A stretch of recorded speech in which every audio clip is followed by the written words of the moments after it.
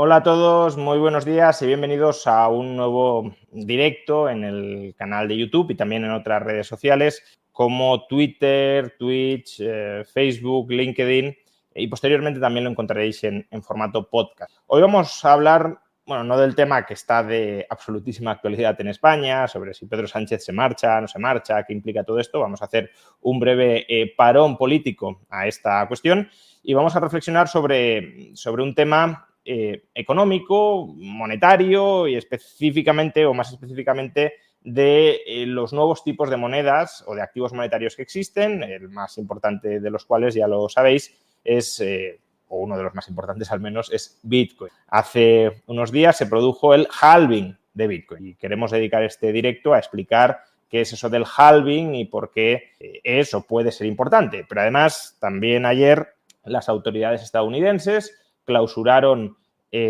pues dos aplicaciones de custodia de Bitcoin, la más conocida es Samurai, y también, bueno, pues quiero que empecemos reflexionando sobre esto, sobre por qué se hace ahora, qué implica, qué riesgos supone para los que poseen Bitcoin, de qué hay que estar atento, de qué hay que intentar protegerse, etcétera.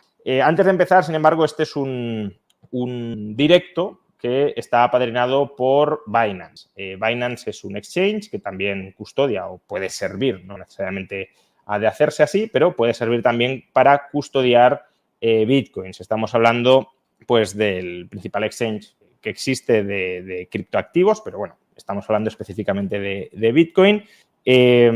Ahora mismo tiene 120.000 millones de dólares en activos custodiados dentro de la plataforma, más de 180 millones de usuarios registrados, es la aplicación de fintech más descargada de todas y, por tanto, bueno, no sé si descargado va de la mano de usado, pero al menos de las más usadas. Parte, además, de ese crecimiento se ha producido en los últimos meses y solo en marzo, por ejemplo, se realizaron a través de esta plataforma pues más de 1 billón de operaciones, 1 billón de dólares, no 1 billón de operaciones, sino 1 billón de dólares en operaciones spot en criptoactivos. Por tanto, es una plataforma a través de la cual, si queréis operar, podéis operar, aunque existen muchas otras alternativas y ya sé que muchos dentro de la comunidad de Bitcoin pues no son entusiastas de utilizar los exchanges, pero para determinado perfil del público, ahora lo podemos hablar, quizá pueda tener cabida. Y justamente para hablar sobre esto, pues he traído a dos personas que habitualmente reflexionan sobre asuntos monetarios vinculados a Bitcoin y a el ecosistema Bitcoin. Uno de ellos es Eduardo Blasco. ¿Qué tal, Edu? Profesor de la Universidad Francisco Marroquín. Buenos días. Y el otro... Gracias por la invitación. No, hombre, gracias a ti por venir. Y el otro es Alberto Mera, que además tiene un podcast donde diariamente, ¿no?, subes contenido sobre o prácticamente diariamente subes contenido sobre Bitcoin. Sí, hola, buenas. Bueno, gracias por la invitación también. Y sí, lo hago de diario, de lunes a viernes. Pues si queréis seguir actualidad Bitcoin y el estudio de Bitcoin a través de diversos enfoques aplicado, ya digo, a la actualidad, el podcast de Alberto es muy recomendable. Entonces, bueno, justamente estaba diciendo que este es un directo apadrinado por Bitcoin, por Binance. Binance es un exchange que sigue la regulación, bueno, parcialmente, ¿no?, porque ha tenido también problemas, pero que en general sigue la regulación, por ejemplo, en el caso de Estados Unidos, más en concreto de la de Know Your Customer. Y ayer tuvimos un escandalazo que no sé si marca un antes y un después en la convivencia entre los usuarios y Bitcoin, como fue la censura de dos plataformas que no seguían esta regulación de Know Your Customer, de identificación del consumidor. La más conocida, bueno, al menos para mí la más conocida era la de Samurai, ¿no? Alberto, tú has tratado este tema en tu podcast.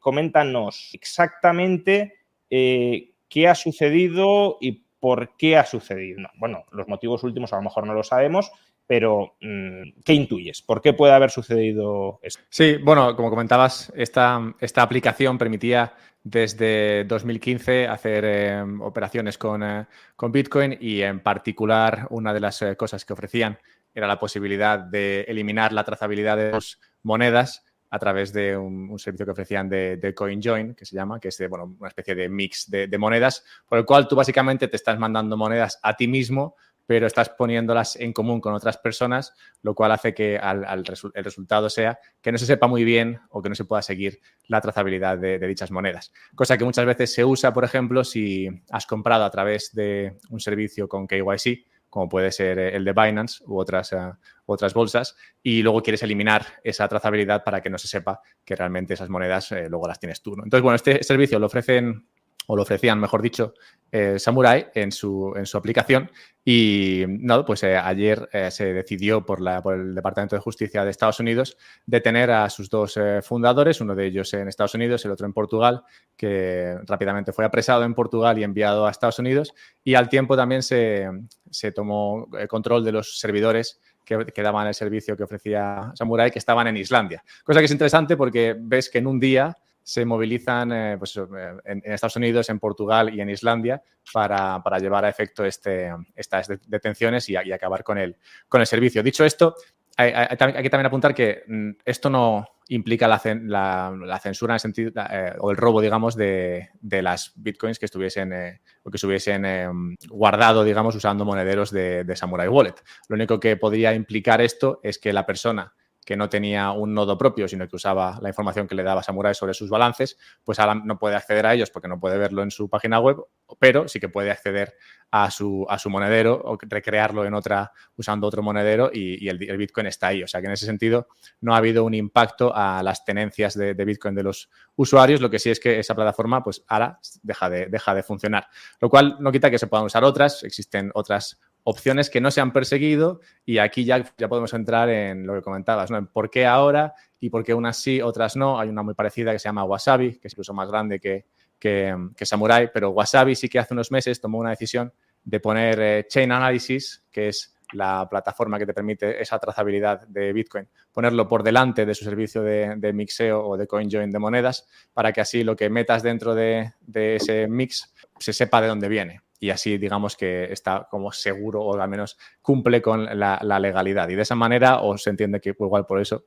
se ha salvado de esta. Y bueno, y hay otras opciones que, como digo, siguen funcionando. Entonces, ¿por qué ahora y por qué Samurai? Bueno, es verdad que Samurai había sido siempre muy abierto en cuanto a quién usaba su servicio, para qué existía. De hecho, entre su marketing se decía, ¿no?, que permitía el eliminar la trazabilidad de operaciones ilegales, y eso lo decía abiertamente en su marketing, lo cual, pues, bueno, puede gustarte más o menos, ¿no?, lo que ha pasado, pero es cierto que de alguna manera eran muy abiertos en este sentido y se puede entender que si había alguien a quien poder perseguir fácilmente, pues ellos como que eran, digamos, fácilmente perseguibles, ¿no?, por esta y otras razones. Y digamos que eso es un paso más que se está dando para tratar de reducir las posibilidades de eliminar ese Bitcoin sin KYC y ese Bitcoin en autocustodia. Otro anuncio justo al día siguiente se ha producido por parte de creo que ha sido el FBI, ¿no?, que ha dado un anuncio a la población avisando de los riesgos de usar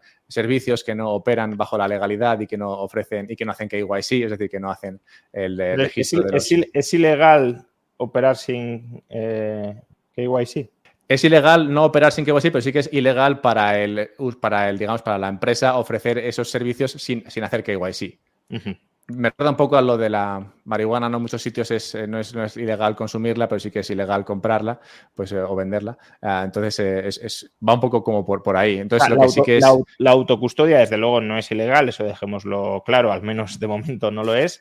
Pero las operaciones, entonces, la idea es, entiendo, la lógica del Estado es conseguir que todas ellas estén perfectamente identificadas y trazadas para poder verificar qué se hace con ellas. Sí, la idea es que no se pueda, o sea, que siempre se pueda seguir el hilo conductor de quién compró y qué hizo con ellas. Al final, una de las características que tiene la blockchain, todas, pero en Bitcoin también, es lo que tú puedes seguir, ¿no?, quién compró en qué sitio. Lo que pasa es que es seudónimo. Entonces, claro, si compras sin KYC, entonces nadie sabe realmente quién está comprando. En el momento en el que se identifica contigo una dirección de Bitcoin, entonces ya sí que se puede seguir desde ahí. Y por eso estos servicios de CoinJoin, que, bueno, jurídicamente se podría valorar hasta qué punto no esto es una transferencia y demás, pero bueno, más allá de eso, esos servicios lo que permiten es eliminar esa trazabilidad. Y por eso se está persiguiendo, también se persiguió en su día Tornado Cash, que cuando pasó esto era un servicio que operaba sobre Ethereum. Cuando pasó esto también hubo bastante revuelo. Luego se apagó la cosa y esto nos ha pillado a todos un poco como de sorpresa, pero realmente ya se venían dando pistas de que esto es algo que la autoridad, digamos, no está contenta de ver que... Luego, por supuesto, ya que Binance apadrina esto o posibilita esto, Binance sí opera con KYC, o sea que los que quieran operar dentro de ese sistema más formal con Bitcoin, por ejemplo, pues pueden hacerlo a través de Binance y en principio ahí no hay ningún peligro salvo que el Estado se ponga más salvaje. Otra cosa es que uno quiera operar sin KYC, que habrá clientes, entiendo, o habrá inversores para todos los gustos, ¿no? Eduardo. Bueno, o Alberto, que creo que querías añadir algo. No. Yo estoy bien. Dale, Eduardo. No, lo de operar con o sin KYC, yo siempre lo digo. Yo empecé también con Exchange y luego llegó un momento en el que mi perfil, mi demanda de Bitcoin era distinta y decidí pasarme a opciones sin KYC a través del CoinJoin y que esta manera de hacer transferencias no conjuntas, que no se sabe exactamente dónde ha venido el dinero y a quién le llega y perder un poco la trazabilidad, es una manera que mucha gente... Digo, hay muchas formas, mucha gente siguió el mismo camino que yo, que empiezas en un exchange, como Binance, yo empecé con Binance, y luego hubo un momento en el que decidí pasarme. Pero eso, como decías, Juan, cada uno tiene que valorar las ventajas de cada opción, porque al final el exchange sí que te da una comodidad. Yo siempre le recomiendo a la gente empezar con el exchange, sobre todo para que se vaya acostumbrando, empiece a estudiar más Bitcoin por su cuenta, que lo conozca mejor, porque es un poco la madriguera del conejo, ¿no? Entras y te empieza a interesar más, descubres más. Quizá el exchange es lo más similar a los mercados organizados que conocemos, ¿no? Y en ese sentido, pues si ya sabes algo de mercados organizados, el coste de aprendizaje inicial sobre eso es más bajo y te puedes introducir, pero luego es verdad que el ecosistema es muchísimo más amplio y, por tanto, puedes ir más allá de un exchange, claro. No, pero como es la plataforma, es por ahora lo que tenemos más cercano con el usuario, pues es lo que siempre recomiendo. Y lo de, volviendo a lo de Samurai y todo lo que está pasando. O sea, a mí no me extraña que los estados quieran hacer esto y que se conjunten, como decía, ¿no? Que hagan este ataque orquestado entre Portugal, Estados Unidos e Islandia. Y yo espero que veremos más cosas así en un futuro. La cosa es, ¿esto va a dañar a la larga a Bitcoin o no? Porque si se siguen haciendo cosas así y gente sigue encontrando otras medidas, otras soluciones, otras maneras de esquivar toda esta regulación, pues puede que al corto plazo veamos bajadas en el precio, es decir, dañe un poco la reputación de Bitcoin, que haga su demanda, como parece que ha sido el caso con esto, pero igual a largo plazo, ¿no? Igual a largo plazo lo que vemos es que por mucho que se intente parar Bitcoin, no se puede, y eso le puede llegar hasta... Ahí el punto, antes de pasar al halving, ¿no? Es, ¿vosotros veis un escenario en el que los gobiernos puedan llegar... A ver, escenarios puede haber de todo tipo, pero más o menos verosímil, ¿no? Alberto decía, bueno, echando la vista atrás, realmente esto que ha pasado con Samurai tampoco era tan imprevisible porque ya se habían ido dando señales de que podía suceder. Entonces, siguiendo la misma trayectoria, ¿vosotros veis algún escenario en el que se pueda llegar a perseguir, por ejemplo, las Bitcoin que tenemos en exchange o en autocustodia, pero bueno, en este caso en un exchange que cumpla los requisitos del KYC, o van por otro lado? Que cumpla los requisitos del KYC. O sea, yo eso sí que lo vería demasiado complicado. Se nos ha ido. Sí. No, sigo aquí, por favor. Vale. Hablando. No, lo vería demasiado complicado de justificar. No, podría darse el caso. O sea, al final es un enemigo. El Bitcoin es un enemigo al dinero fiat y los estados necesitan financiarse y su fuente de financiación principal es esta. Así que puede llegar un momento en el que suponga tal amenaza que lo prohíban del todo. En su momento nadie pensaba que iban a prohibir en Estados Unidos el uso de oro y a requisar el oro y a expropiarlo en los años 30. Es decir, que a veces con los gobiernos pasan estas cosas de poco a poco y luego de golpe. Pues a mí no me extrañaría demasiado ver ese escenario. Lo que sí que creo es que habrá una competencia, ¿no? Esto es siempre que la gente dice, no, pero es que los gobiernos van a ir contra Bitcoin y eso pues va a impedir que pueda hacer que se convierta en dinero o en un buen depósito de valor o lo que sea. Yo digo, sí, pero también espero que haya cierta competencia entre estados, que algún estado que se aproveche y diga, bueno, pues aquí vamos a adoptar unas políticas más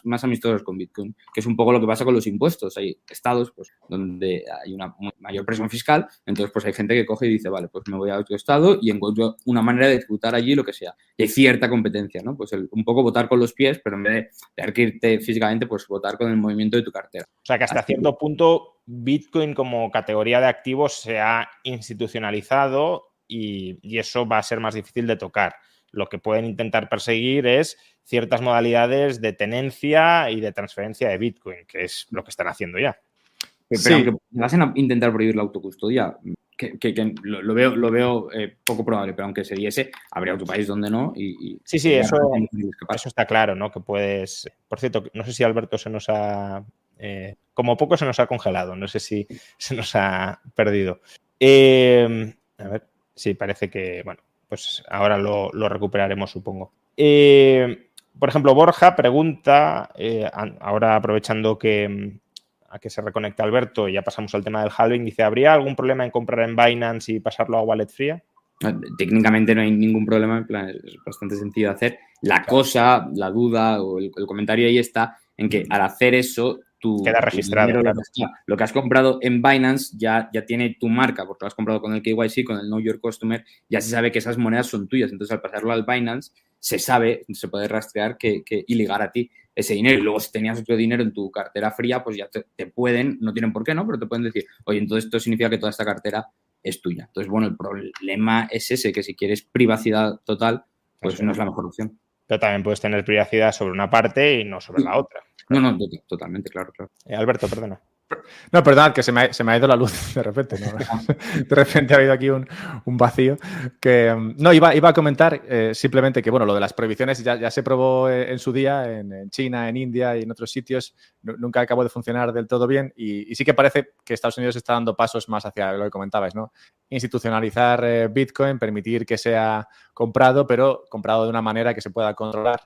Y yo creo que van por ahí más los tiros. Lo que quieren es, pues eso, simplemente tener más control sobre, por qué lo compras, dónde lo tienes, y así, bueno, pues si llega el momento en el que tengan que grabar estas ganancias o, bueno, ya no diría expropiar porque es más complicado, salvo que lo tengas pues en un ETF o lo tengas en una bolsa donde se pueda expropiar o donde esté custodiado por un tercero, bueno, pues en esos casos sí, pero bueno, todo lo que tenga cada uno autocustodiado, pues en principio no, y por eso igual esa es la siguiente barrera, el tema de la autocustodia. Entonces yo creo que lo que harán, como es muy difícil evitar esto, es, meter miedo. Un poco salía algo así en el anuncio que comentaba del FBI. Sí, que decía que si comprabas con estos servicios te exponías a que si actuaba la ley perderías tu dinero. Lo cual, bueno, pues realmente es un poco para asustar, porque si tú lo compras en un servicio sin KYC o con KYC y luego te mandas a un monedero frío que no esté custodiado por nadie más que por ti, pues realmente es muy difícil ahí que nadie, por mucho que actúe la autoridad, te pueda quitar ese Bitcoin. Sí, es un poco lo que comentaba, ¿no? Alberto Pajuelo dice, pueden prohibir la autocustodia, pero no pueden hacer cumplir esa ley. O al menos sería muy costoso. Sí, claro. No, porque hay leyes que eso se puede decir con todo, pero hay cosas que son relativamente fáciles de cumplir. Es más costoso para el Estado, ¿no? Operativamente. Pero antes de pasar al halving, ¿no? Porque como estamos con estos temas, hay algunos que, por ejemplo, MKD dice, la gracia de las criptos es la libertad de transacción, no tener registros, privacidad y en general que un exchange de tus datos va en contra de todo lo que representa. Pero realmente, ¿cuáles son?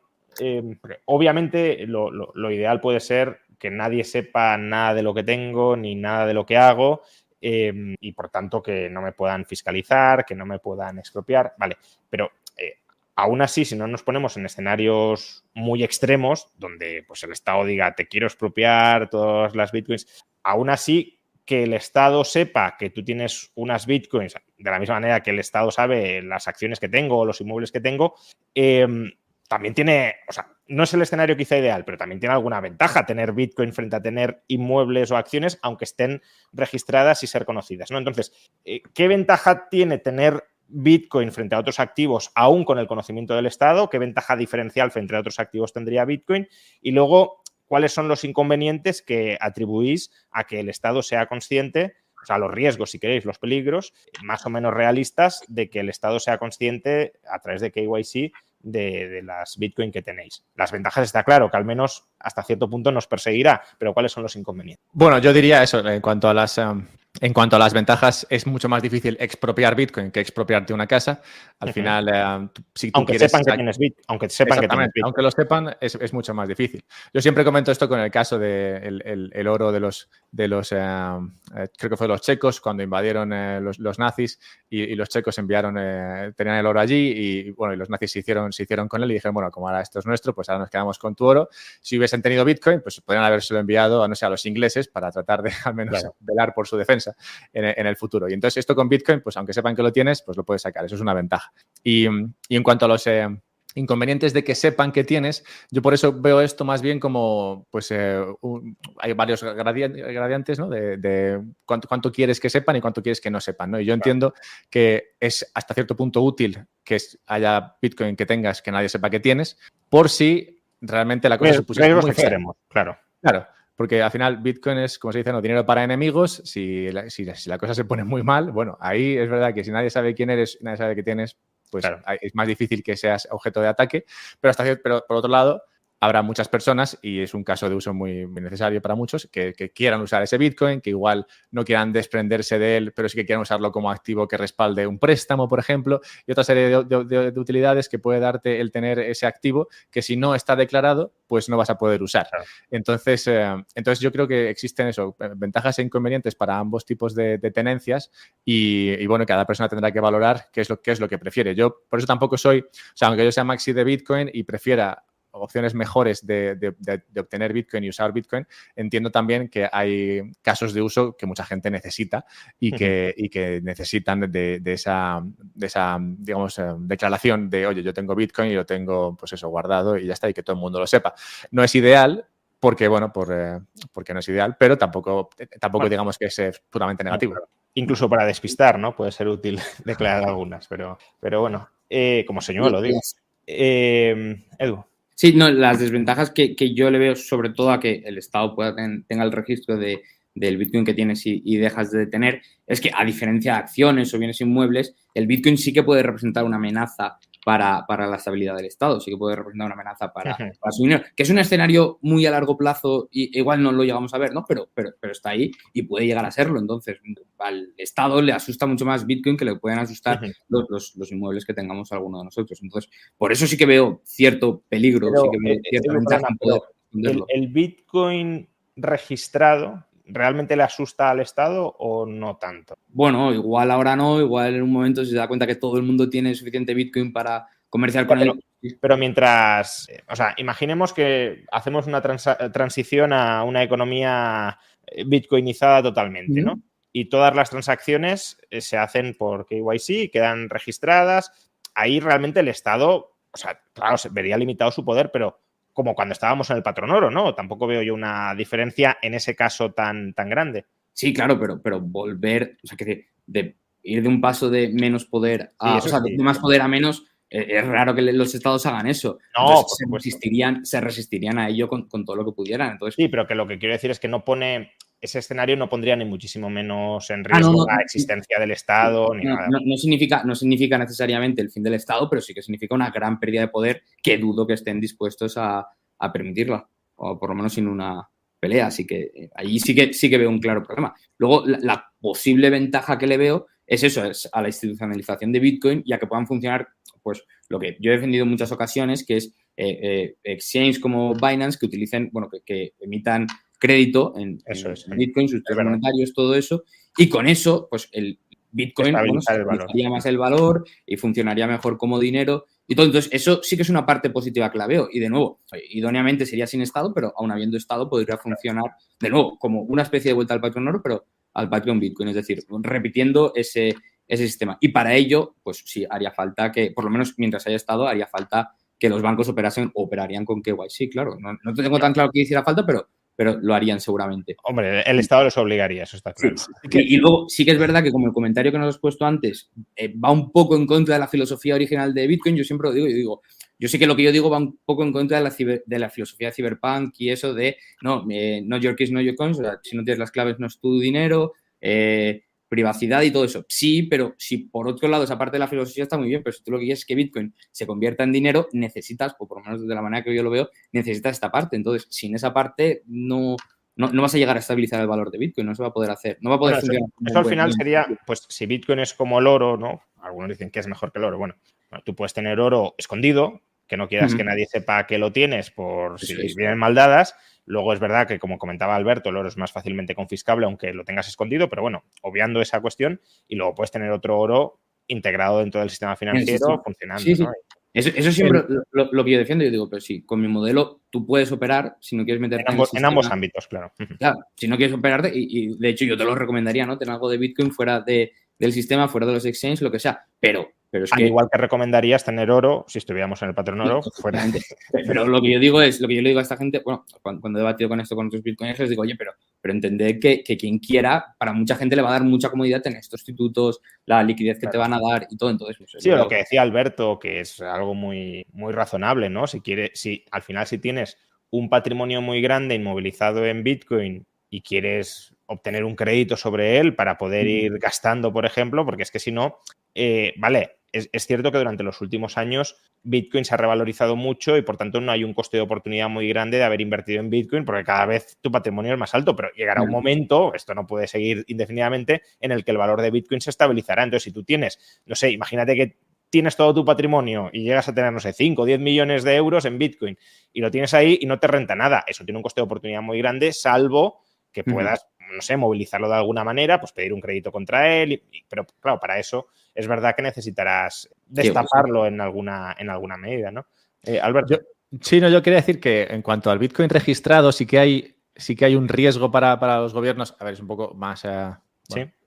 Pero sí que es un riesgo, y es que en estos días que se empieza a hablar un poco de represión financiera, de tratar de, digamos, de dirigir a la gente o a la inversión hacia el bono estatal en un momento en el que pues, los bonos de los gobiernos no están no tienen tanta demanda, pues se empieza a hablar eso de represión fiscal, de tratar de represión financiera, mejor dicho, represión financiera, de tratar de enviar a gente a los bonos, y entonces una manera de hacer eso, por ejemplo, es pues metiendo impuestos a ganancias de otros tipos de activos. Y claro, en este sentido, por ejemplo, con Bitcoin tienes una situación en la que si el Estado llega y dice, vale, yo acepto Bitcoin, pero como sé que es un activo que vais a tener y que se va a revalorizar, lo que sea, pues sobre esto os voy a meter un impuesto sobre ganancias no realizadas, incluso, como se ha comenzado a comentar, de, no sé, 25, 30%, 40% de lo que ganáis o lo que tengáis ganado, aún sin haber vendido, pues sería impuesto. Y eso con Bitcoin es un poco más difícil porque no es, claro, si te pasas demasiado con los impuestos, a la persona que se ve grabada por ellos ya le empieza a surgir un poco más la tentación de decir, bueno, pues el Bitcoin me lo mando a otro sitio y me voy y ya está. Y con otros activos no es tan fácil. Con la bolsa, si lo tienes comprado normalmente, ¿no?, a través de un broker, no es tan fácil. Con las inmobiliarias no es tan fácil. Entonces, digamos que Bitcoin sí que te da esa posibilidad de tú poder al menos tener un poquito más de apalancamiento frente al Estado si el Estado se pone muy intenso a la hora de tratar de grabarte las ganancias y así, pues eso, tratar de imponer más en represión financiera. Y en ese sentido sí que incluso las registradas pues imponen un poquito más de respeto.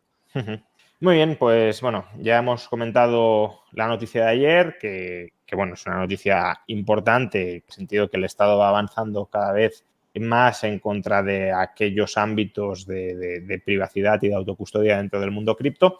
Pero pasemos ahora a la noticia que nos convocaba originalmente, antes de que estallara lo de ayer, que es el halving de Bitcoin. Se ha hablado mucho del halving, por cierto, en la UFM, Edu, vais a hacer, ¿no?, próximamente un... Sí, el mañana que viene, por el halving, pero... Sí, iba a ser este sábado, pero bueno, por lluvia se aplaza al sábado que viene. Nada, una barbacoa para juntarnos, gente que interesada en Bitcoin, que le apetezca hablar, nos juntaremos, pasaremos aquí el día y estaremos hablando. Todo muy... Y eso será este sábado, ¿no? El sábado que viene. Sí, porque este sábado llueve, iba a ser mañana, pero al final es el sábado que viene. Sábado 4 de mayo, ¿a qué hora? Ahí me pillas. Ah, sí, no, claro, a mediodía. Empezamos ya a mediodía y estamos aquí ya para comer y todo.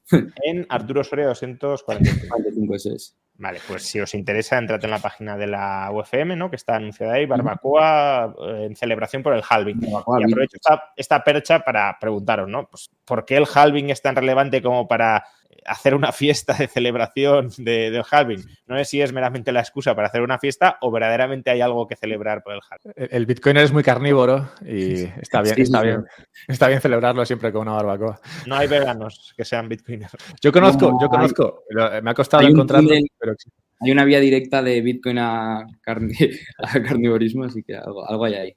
Bueno, hablando un poco qué es el halving, ¿no? ¿Por qué es una palabra que escuchamos tanto de tanto en tanto? ¿Qué relevancia tiene? Dale, Edu.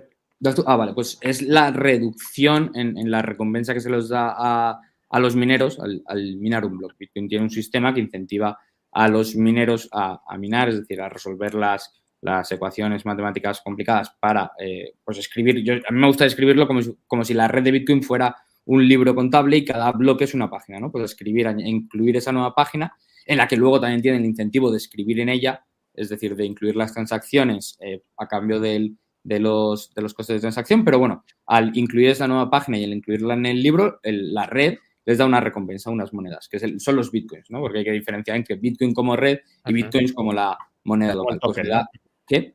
Como el token, digo, Bitcoin como el token. Sí, eso es, como las monedas locales. Pues entonces le da estas monedas y es lo que pues incentiva a los mineros a seguir minando, ya que la red continúe y hasta última instancia hasta que llega al final. Y la cosa con estas recompensas es que, bueno, Bitcoin tiene una suerte de reloj interno que te dice, bueno, tras tantas transacciones, las que pues, alrededor de 4 años más o menos intenta que sea, se va a dividir por 2 la recompensa. Entonces, ahora se acaba de dividir por 2 la recompensa y, bueno, es un motivo de celebración porque que a pesar de una vez dividida la recompensa, la gente siga usando Bitcoin, se sigan incluyendo nuevas páginas, significa que la red funciona bien, que la gente confía en ella y que bueno, pues eso, que a pesar de una recompensa menor, los mineros siguen actuando, lo que nos hace falta para que avance la red.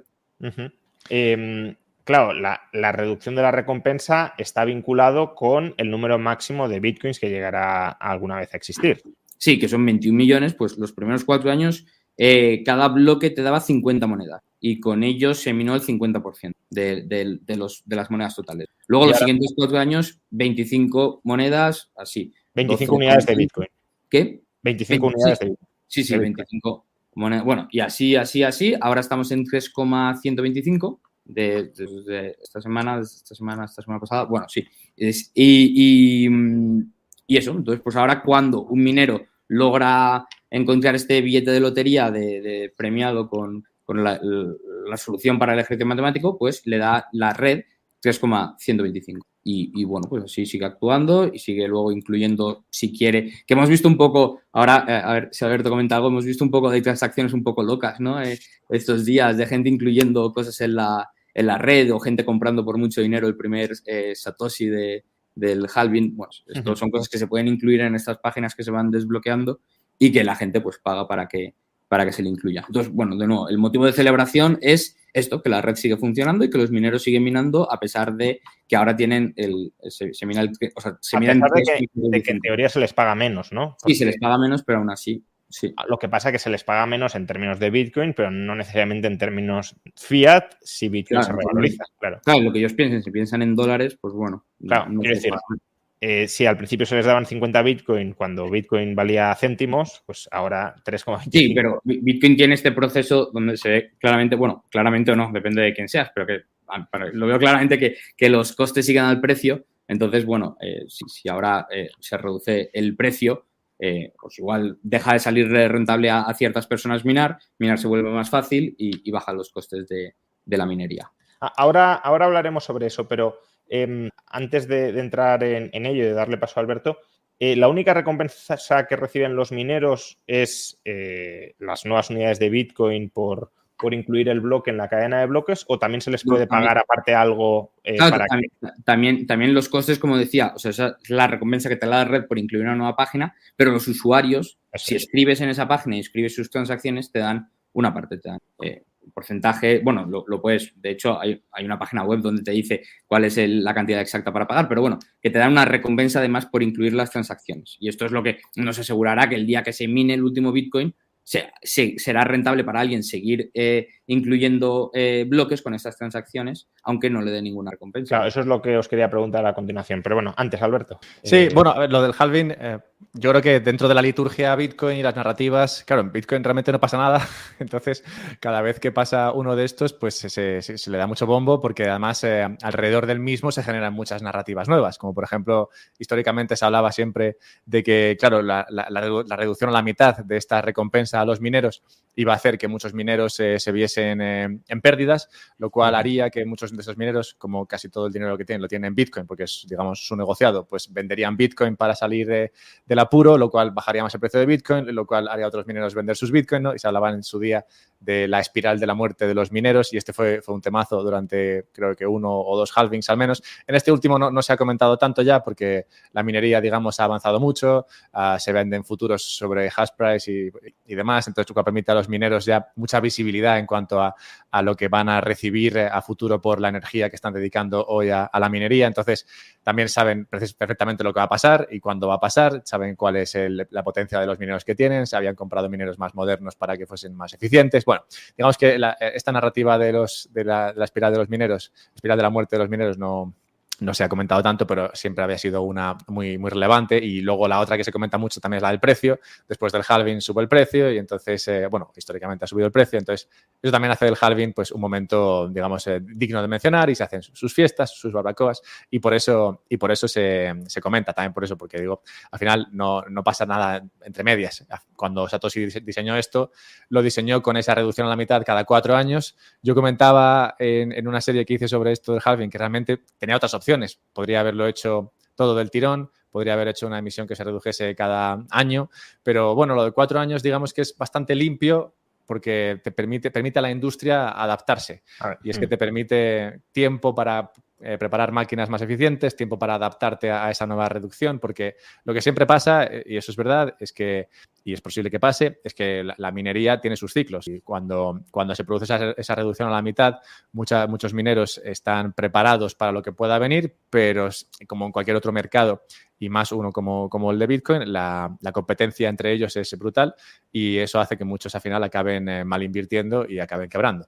Lo cual hace que se libere un poco de minería para otros que vengan más eficientes en el futuro. Y se han visto en los últimos 5 o 6 años muchos cambios dentro de la minería. Se ha transicionado mucho desde China a otros lugares del mundo. Bueno, y esto pasa gracias en parte al halving, que tiene esa capacidad de llevar Bitcoin y la minería de Bitcoin a los lugares donde es más eficiente. Así que yo creo que veremos más de esto a futuro y en ese sentido sí que el halving es importante. Y luego, nada, simplemente un comentario a lo del tema de las comisiones. Pues sí, como decíais, el subsidio es una parte, que es cómo se crean las Bitcoin, y luego la otra parte es esa, las comisiones, que por meter información dentro de ese libro, ¿no?, que ha llamado Eduardo, pues la gente tiene que pagar comisiones y en función de cómo esté la urgencia por meter información en ese libro, pues se paga más o menos. Y alrededor del halving, claro, había mucha urgencia por meter información en ese bloque y no en el siguiente, o sea, en el bloque primero del halving y no en el siguiente, lo cual llevó a que se pagasen pues, barbaridades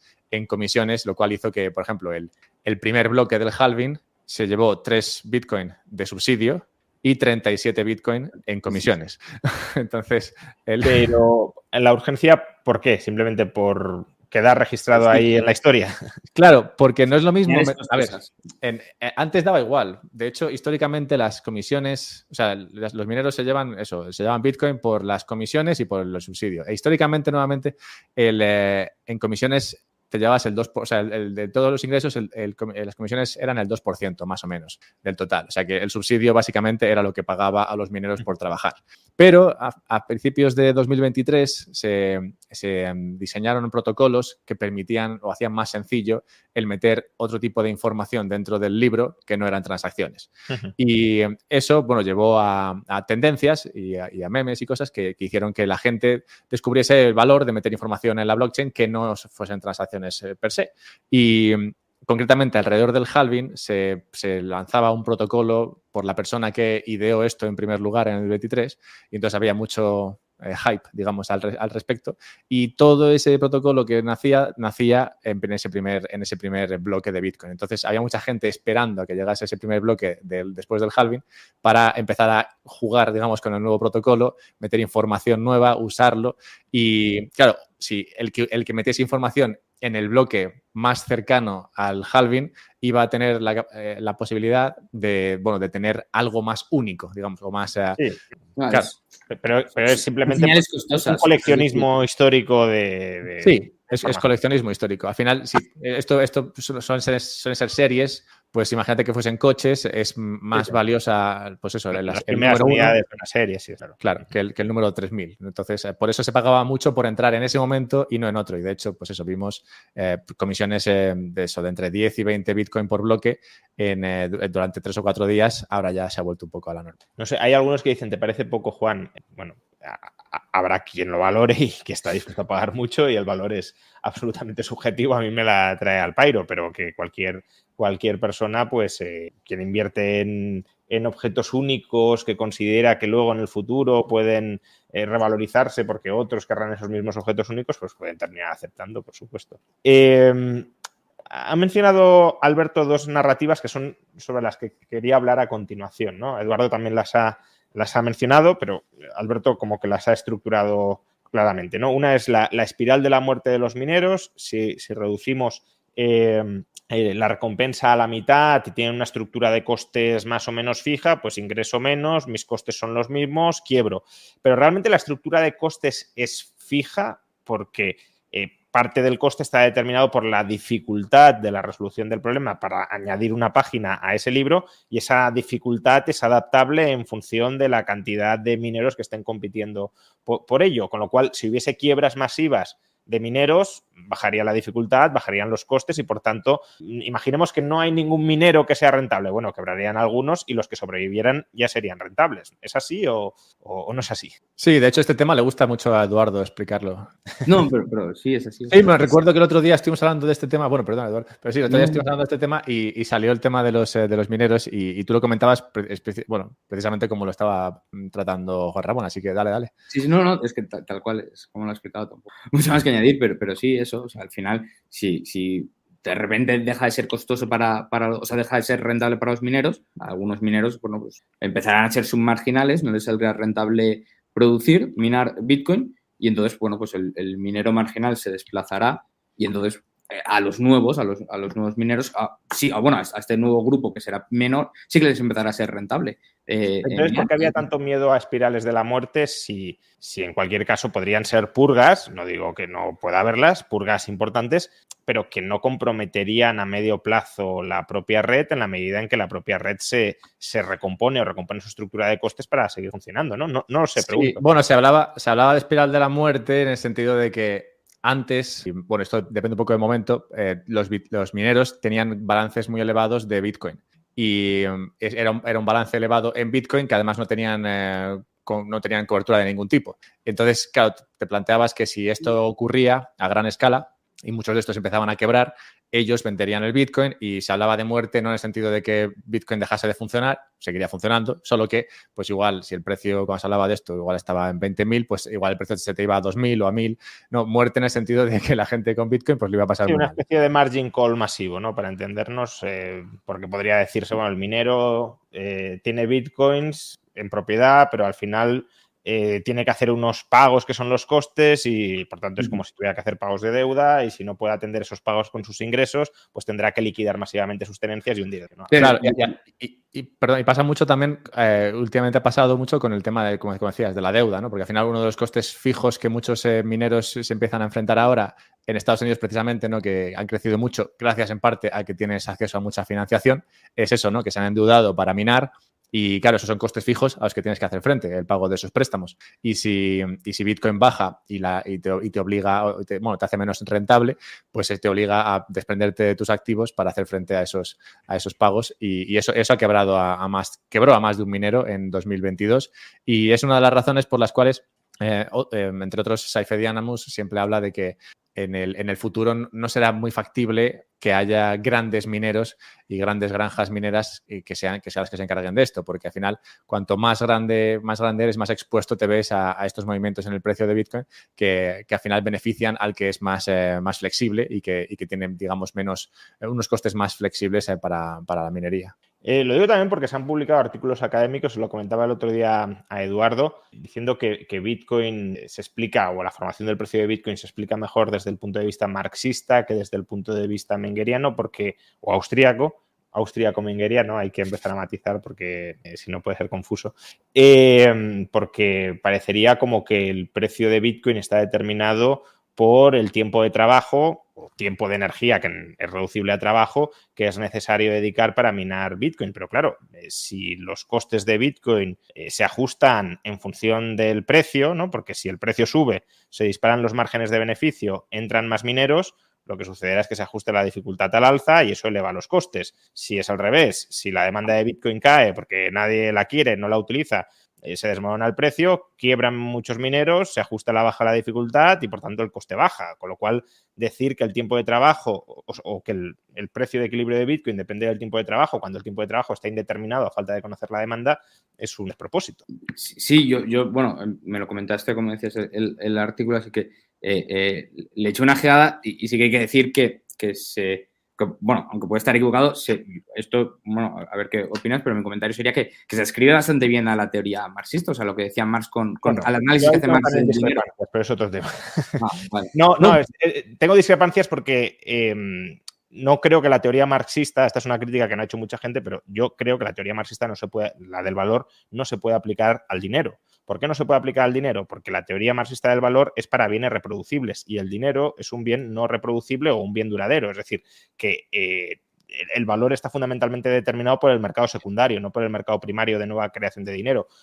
Con lo cual, creo que la aplicación que hacen ahí, aunque es coherente dentro del pensamiento marxista, es un punto débil dentro del propio pensamiento marxista. Pero bueno, más allá de eso, de si explican bien a Marx o no, yo lo que no le veo mucha lógica es a pretender explicar Bitcoin a través de Marx. Bueno, a ver, otra sensación que me dio es, me alegro que Bitcoin le esté interesando cada vez a más gente, que parece que siempre se ha asociado Bitcoin con libertarismo y con unas ideas y ver que de repente hay unos autores marxistas interesados en él, dije, esto es una alegría, aunque estén equivocados, ¿no? Pero sí, o sea, yo estoy de acuerdo que están equivocados y que confunden la correlación, pero les pasa a los marxistas, bueno, no solo marxistas, a cualquier defensor de la teoría del valor de trabajo le pasa con todo, que confunde la causalidad, así que... Y la otra narrativa de la que hablaba Alberto y es relevante, de hecho os lo comentaba que antes de empezar que quería hablar sobre eso, es la idea de que en cada halving el precio de Bitcoin va a tender a subir porque, claro, si se reduce la oferta y la demanda, aunque solo se mantenga, no digo que aumente, si se mantiene la demanda y aumenta la oferta, y se reduce la oferta, pues el precio tiende a subir. Lo que pasa es que yo esta narrativa, sinceramente, nunca, no sé si no la he comprendido bien o no la comparto.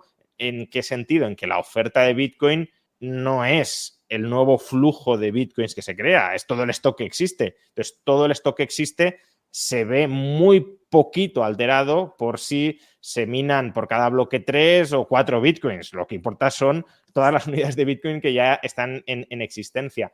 Con lo cual, desde mi punto de vista, en Bitcoin y en cualquier dinero, sobre todo en cualquier dinero que tenga una oferta relativamente inelástica como el de Bitcoin, el oro también, lo fundamental que mueve el precio es la demanda, no es si hay un cambio marginal en la oferta o no. Dicho de otra manera, si mañana se dejaran de emitir nuevas Bitcoin, ¿eso supondría un cambio radicalísimo en las condiciones de determinación del precio de Bitcoin? Sinceramente, o sea, en las expectativas sí, claro, porque ahora hay una expectativa de que llegaremos a 21 millones, vale, pero imaginemos que las expectativas no cambian, que mañana se termina de emitir Bitcoin como estaba previsto originalmente o que mañana llegamos al tope que estaba previsto originalmente. Yo creo que ahí las condiciones de determinación del precio de Bitcoin no cambiarían radicalmente con respecto a hoy, que se siguen emitiendo aún algunas. No lo sé, vuestra opinión. Bueno, este siempre es un temazo. Yo hice una serie sobre el halving y siempre el tema del precio es el que más llama la atención a la gente. Es lo que hay.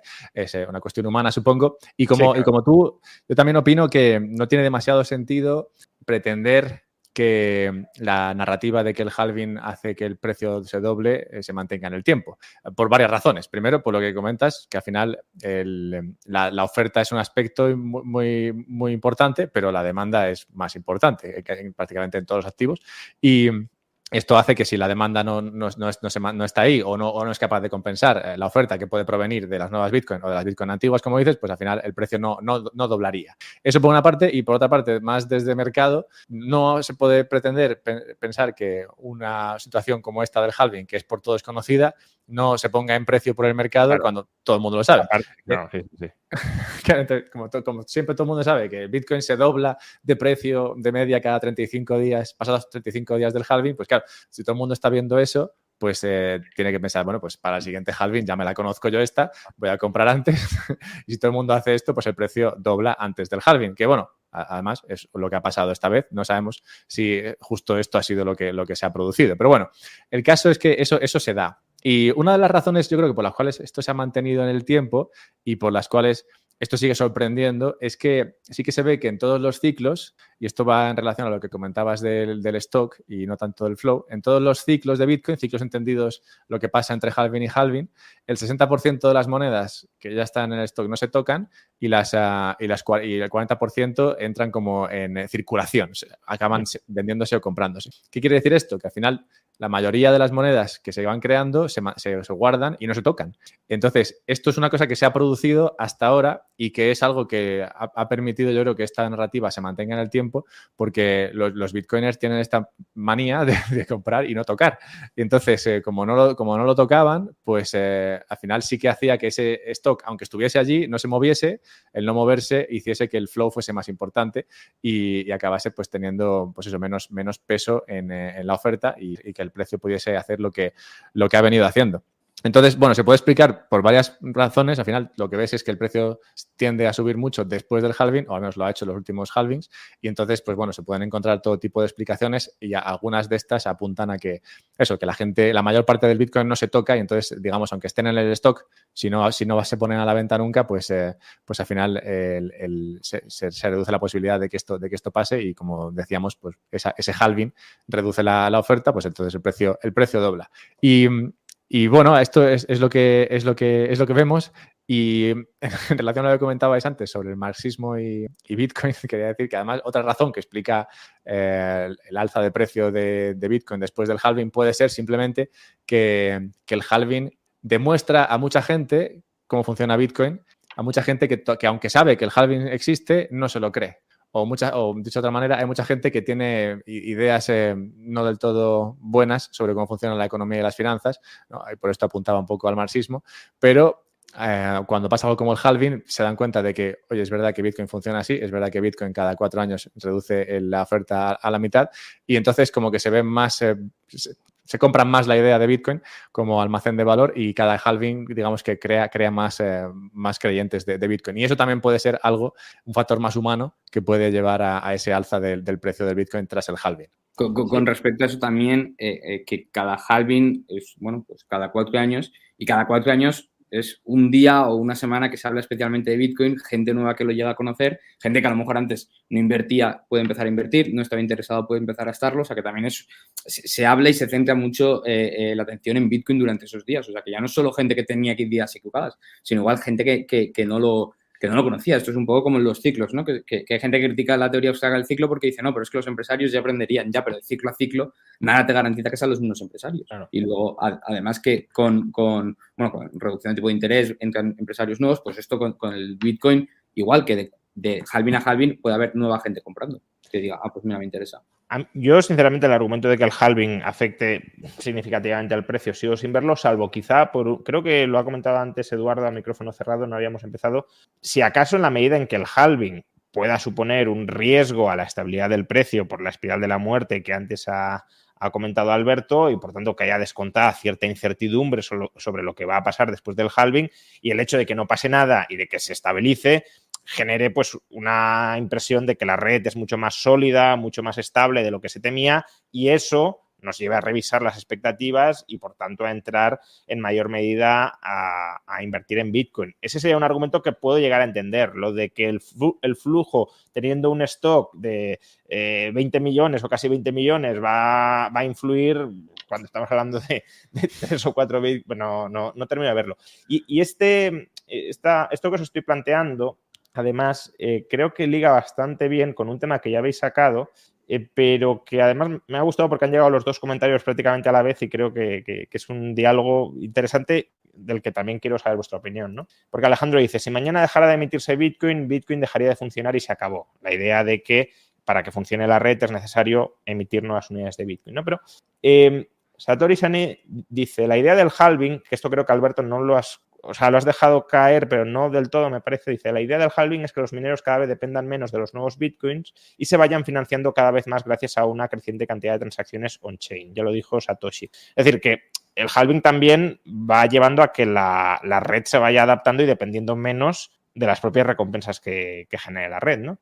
Sí, bueno, de hecho lo que dijo Satoshi fue que dijo algo así como que en 20 años Bitcoin será muy usado o no se usará para nada. Uh-huh. Y en el sentido de que, claro, si pasan 20 años desde 2010, o sea, 2030 o así, y la red no tiene uso, no se paga por usar la red, entonces la recompensa a los mineros no será suficiente como para que se haga trabajo necesario para que la red sea segura, ¿no? Al final también nos meteríamos aquí a hablar de cuánto debe ser el presupuesto de seguridad de Bitcoin, es decir, cuánta gente realmente debe estar minando Bitcoin para que se asegure de que es más difícil o muy difícil, o suficientemente difícil el cambiar la información dentro de esa red. Es decir, Bitcoin nunca ha sufrido un problema de doble gasto, ¿no? Nadie ha vendido o mandado un Bitcoin que no tenía, pero esto se podría dar fácilmente si hay poca energía minando Bitcoin y es fácil para cualquier atacante hacer esto. Entonces, ese uso de la red y esas comisiones que se pagan, que como comentaba antes, sí, de media habían sido un 2%, pero hemos visto debido a otros usos de la red y el crecimiento de la red que esas comisiones han subido mucho, tanto en Bitcoin como en dólar. Bueno, pues están haciendo a los mineros más rentables por el lado de las comisiones, cosa que tendrán que ser en algún momento si quieres mantener la red. Entonces, sí, las comisiones son necesarias para que Bitcoin siga funcionando y bueno, es una de las partes que, bueno, es el subsidio que se ideó por Satoshi. En relación a eso, el comentario de que si Bitcoin deja de minarse mañana, si deja de crearse Bitcoin mañana, si se acabaría Bitcoin, habría que ver, ¿no? Porque si las comisiones son suficientes para que exista suficiente incentivo, pues se seguiría minando con suficiente seguridad y si no, pues no. Y ya habría un impasse ahí de repente. Y claro, no se puede saber realmente qué pasaría hasta que pasase, pero yo creo que por eso no el calendario ese de cada 4 años, porque te permite cierta visibilidad y adaptabilidad, lo que comentabas antes, ¿no? De que la propia minería se va adaptando a depender menos de las nuevas emisiones. Si pasase de un día para otro, daría más miedo. Sí, claro. A lo mejor cuando he dicho de un día para otro era una exageración, pero sí que tiene sentido que la red se vaya progresivamente adaptando a depender menos del minado, ¿no? Esa es la idea. Sí, porque habrá un día en el que sí que llegue ese momento. O aunque no llegue, que la comisión que pague la red, ¿no? Imaginemos que se estabiliza el valor de Bitcoin. Pues claro, cada halving ahí sí que supone una reducción muy fuerte de los ingresos de los mineros, salvo que busquen ingresos por otro lado. Muy bien, pues bueno, hemos dicho que estaríamos aproximadamente 1 hora, ya llevamos 1 hora, se ha pasado muy rápido, pero bueno, hemos tocado diversos temas. No sé si antes de terminar queréis añadir algo sobre, bueno, KYC, halving, todo lo que hemos hablado en el directo de hoy. Sí, podemos hacer un poco de promo, que justo Alberto y yo hemos... Sí, claro. Sí, vale, perfecto. Pues Alberto y yo somos los profesores de un curso que organiza el Juan de Mariana sobre Bitcoin. Entonces, bueno, pues para que si a alguien le interesa escucharnos en profundidad... Es decir, juandemariana.org, ahí encontrarán la información sobre el curso. Creo que ya tiene cursos introductorios el Juan de Mariana gratuitos. Este me parece que no es gratuito, pero tiene un coste muy bajo. Y entonces, bueno, si queréis profundizar, os podéis obtener la información en la página del Juan de Mariana. Y aparte de la promo, ¿algo más que decir? ¿No? Bueno, yo sí que diría que al final Sí que es bonito desde la barrera ver, bueno, yo no estoy tanto en la barrera, ya estoy bastante metido, pero bueno, es ver, sí que es bonito ver cómo desde otros medios y en otros sitios se empieza a hablar más de Bitcoin, se ven detalles que muchas veces pasan desapercibidos. Todo el tema, por ejemplo, de lo que pasó ayer con Samurai ha sido un tema que ha avivado el debate sobre, bueno, realmente qué significa tener Bitcoin en custodia, qué significa no tenerlo, qué es eso de la trazabilidad. Tengo Bitcoin si lo tengo en autocustodia, pero vino el balance a través de un tercero. Estas cosas que pasan, que no son bonitas, claro, y hay personas que estarán yendo a prisión por motivos, bueno, más o menos criminales, y eso no es bonito, pero sí que es bonito ver, que la gente se interesa por estas cosas y bueno, eso que ha comentado Eduardo de que cada ciclo atrae a más personas, pues también es bueno verlo y ver que al final Bitcoin tiene muchas aristas. Yo llevo 6 años hablando de cosas. El otro día hice mi episodio 500 y la verdad es que pocas veces repito temas. Entonces ahí se puede tocar desde muchos ámbitos y de hecho te puede llevar a muchos sitios. Yo de hecho por Bitcoin llegué al canal de Juan Ramón, porque Bitcoin me llevó al libertarismo y puedes tomar el camino contrario, pero bueno, el caso es que te abre muchas vías y por eso creo que es bueno que se explore. Así que nada, gracias por invitarme. Nada, muchísimas gracias, Alberto. Muchas gracias, Eduardo. Volveremos a hablar a lo mejor en otra ocasión sobre Bitcoin. Si pasa algo, esperemos que si pasa algo no sea como lo que sucedió ayer o más del estilo de lo que sucedió ayer, sino más en otro contrario, que los estándares de privacidad y al final de privacidad, pues como mínimo se respeten como están ahora, que ya no son muy altos, pero que se respeten como están ahora y que no sigamos. Muchísimas gracias a los dos y nos vemos próximamente. Gracias. Adiós. Y, por supuesto, también muchas gracias a Binance por apadrinar este directo, un directo donde hemos hablado del ataque a la privacidad que supone pues ciertas prácticas que aplicó ayer Estados Unidos. En Binance, la privacidad similar a la que uno tiene en un banco, es decir, hay KYC.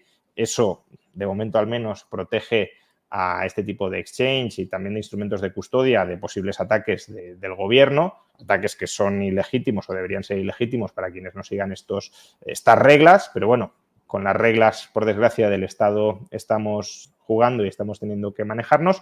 Si queréis operar a través de Binance, que es la principal plataforma, principal exchange a través del cual se compran y también se custodian muchos de estos criptoactivos, pues podéis obtener más información pinchando en el enlace que aparece en la caja de descripción del vídeo y también en el comentario destacado. Lo dicho, muchas gracias a todos por asistir, por estar viendo este directo durante casi una hora y nos vemos probablemente la próxima semana hablando pues de la actualidad política de España, que es lo que está ahora mismo más candente. Muchas gracias y hasta la próxima.